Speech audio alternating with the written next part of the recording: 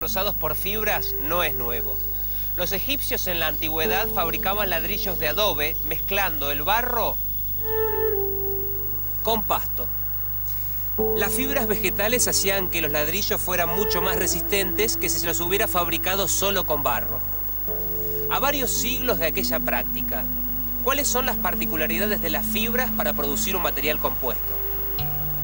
Los factores esenciales para el diseño de un material compuesto son la longitud, el diámetro, la orientación y la cantidad de las fibras, como así también las propiedades de la matriz, de las fibras y de la unión entre ambas.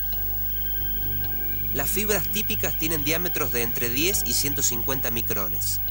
Pueden ser cortas, largas o continuas. Generalmente sus dimensiones se expresan mediante la relación de forma entre longitud y diámetro. La resistencia del material compuesto mejora cuando esa relación de forma es grande. Debido a eso se prefieren las fibras largas, porque sus extremos soportan menos carga que el resto. Es decir, a menos extremos, mayor capacidad de las fibras para resistir carga. En el gráfico se ve cómo al aumentar la longitud de fibras de vidrio en una matriz determinada, es mayor la resistencia del material compuesto. Un mayor volumen de fibras también incrementa la resistencia y rigidez del compuesto, hasta una fracción máxima en torno al 80%, dependiendo del proceso. Por encima de ese valor, la transferencia de carga deja de ser eficiente.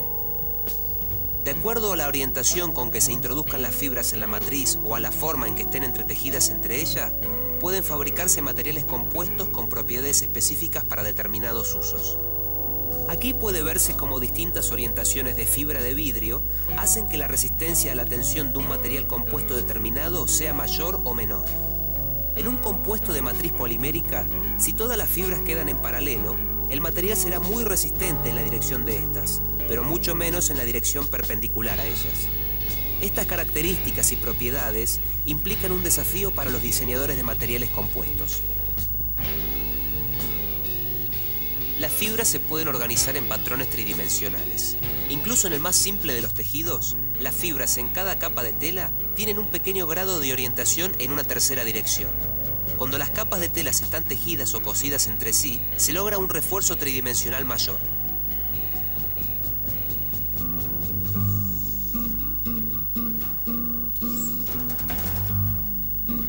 Los materiales compuestos tienen una gran variedad de aplicaciones. Carrocerías de ciertos vehículos, cascos de embarcaciones, tablas de surf, hélices para equipos de energía eólica, piernas artificiales, palos de hockey, cuadros de bicicletas, componentes para la industria aeroespacial, tuberías y tanques y muchos más. Pero ¿cuáles son las propiedades de estos materiales que permiten esa gama de aplicaciones?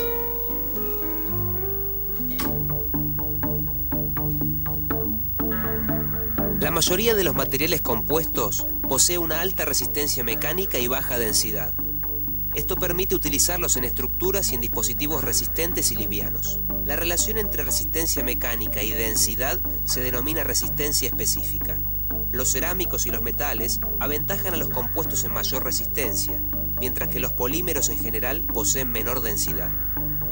Lo interesante es que al evaluar ambas propiedades simultáneamente, los materiales compuestos son la opción más conveniente.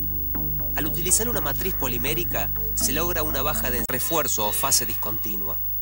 La matriz es el material en el que el refuerzo queda embebido. La matriz soporta las fibras, es decir, soporta el refuerzo, manteniéndolas en su posición correcta. De este modo, transfiere la carga a las fibras fuertes, las protege de sufrir daños durante su manufactura y uso, y evita la propagación de grietas a lo largo del compuesto. Por lo general, la matriz es responsable del control principal de las propiedades eléctricas, del comportamiento químico y del límite en la temperatura de uso del compuesto. También determina las características del material compuesto, como su capacidad para ser conformado y el acabado superficial. Las matrices pueden ser de material metálico, cerámico o poliméricas. Las más utilizadas son las poliméricas.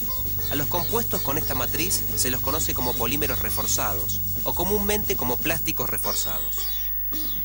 En la búsqueda de materiales resistentes a altas temperaturas, se desarrollaron matrices metálicas reforzadas con fibra cerámica, que se utilizan habitualmente en la industria automotriz y aeroespacial.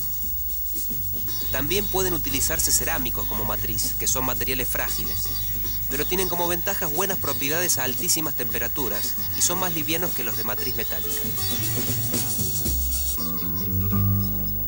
A nadie se le ocurriría afirmar que el vidrio es más resistente que el acero o que otro metal. A nadie ni siquiera se le ocurriría decir que el vidrio es más resistente que los plásticos.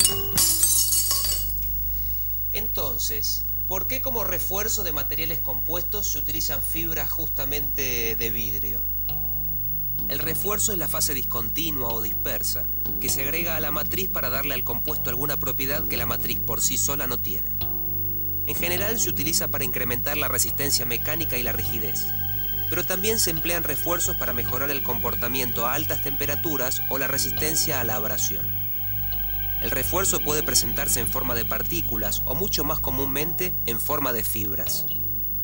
Casi siempre es más efectivo cuanto menor tamaño tienen las partículas y más homogéneamente distribuidas están en la matriz, o cuando se incrementa la relación longitud-diámetro de la fibra. Las fibras más utilizadas son las de vidrio, reservadas para materiales compuestos con aplicaciones en la industria del transporte en general. Estas se utilizan en carrocerías, cascos de veleros, kayaks y tablas de surf. Pero veamos por qué las fibras de un material como el vidrio cumplen la función de refuerzo. Cuando se somete un material como el vidrio a tensiones, los defectos que están presentes al azar en el sólido provocan su ruptura ante esfuerzos mucho menores que su resistencia teórica. Para solucionar el problema se fabrican estos materiales en forma de fibras, de manera tal que si bien existen esos mismos defectos orientados al azar, solo se presentan en algunas de las miles de fibras, mientras que el resto responde a la resistencia esperada sin presentar defectos. Las fibras solo pueden exhibir esta alta capacidad de resistir esfuerzos en su dirección, como ocurre con los filamentos que forman una soga. Según el ordenamiento de las fibras en el interior del material, variarán sus propiedades mecánicas, sin ruptura.